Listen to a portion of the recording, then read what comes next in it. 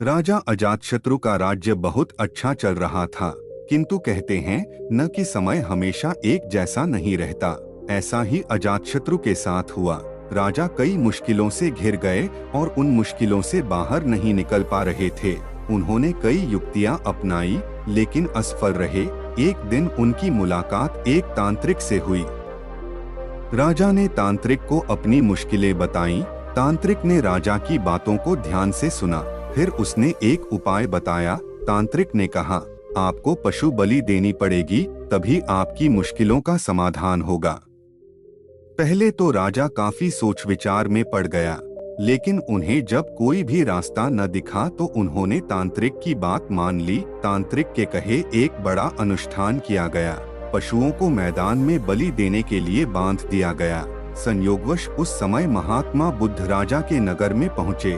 वे उसी स्थान से गुजर रहे थे जहां पर राजा ने अनुष्ठान कराया था। महात्मा बुद्ध ने जब देखा कि निर्दोष पशुओं की बलि दी जाने वाली है, तो वे राजा के पास गए और बोले, राजन, आप इन निर्दोष पशुओं को क्यों मारने जा रहे हैं?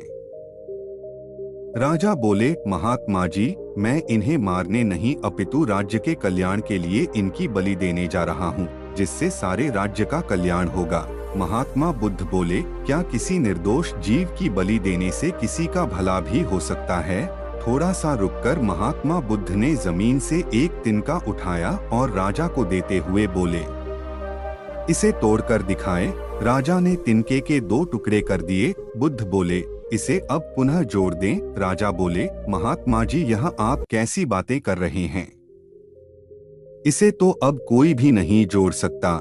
तब बुद्ध राजा को समझाते हुए बोले, राजन, जिस प्रकार इस तिनके के टूट जाने के बाद आप इसे नहीं जोड़ सकते, ठीक उसी प्रकार जब आप इन पशुओं की बलि देंगे तो यह निर्दोष जीव आपके कारण मृत्यु को प्राप्त होंगे और इन्हें आप दोबारा जिंदा नहीं कर सकते, बल्कि इनके मरने के बाद आपको जीव हत्या का दोष लगेगा और आपकी मुश्किलें कम होने के बजाय और भी कहीं अधिक बढ़ जाएंगी। क्योंकि किसी भी निर्दोष जीव को मारकर कोई भी व्यक्ति खुशी नहीं प्राप्त कर सकता। आपकी समस्या का हल निर्दोष जीवों को मारने से कैसे हो सकता है? आप राजा हैं, आपको सोच विचार कर निर्णय लेना चाहिए। अगर आप सच में अपनी मुश्किलों का हल चाहते हैं तो दिमाग से काम लीजिए। मुश्किलें तो आती जाती रहती हैं, यही जिंदगी का सच है। किसी निर्दोष जीव को मारने से समस्याएं नहीं समाप्त होंगी, बल्कि उसका हल आपको बुद्धि से ही निकालना होगा। बुद्ध की बात सुनकर अजातशत्रु उनके चरणों में गिर पड़े और अपनी भूल की क्षमा मांगने लगे। अजातशत्रु ने ऐलान करा दिया कि अब से उनके राज्य में किसी निर्दोष जीव की हत्या नहीं की जाएगी।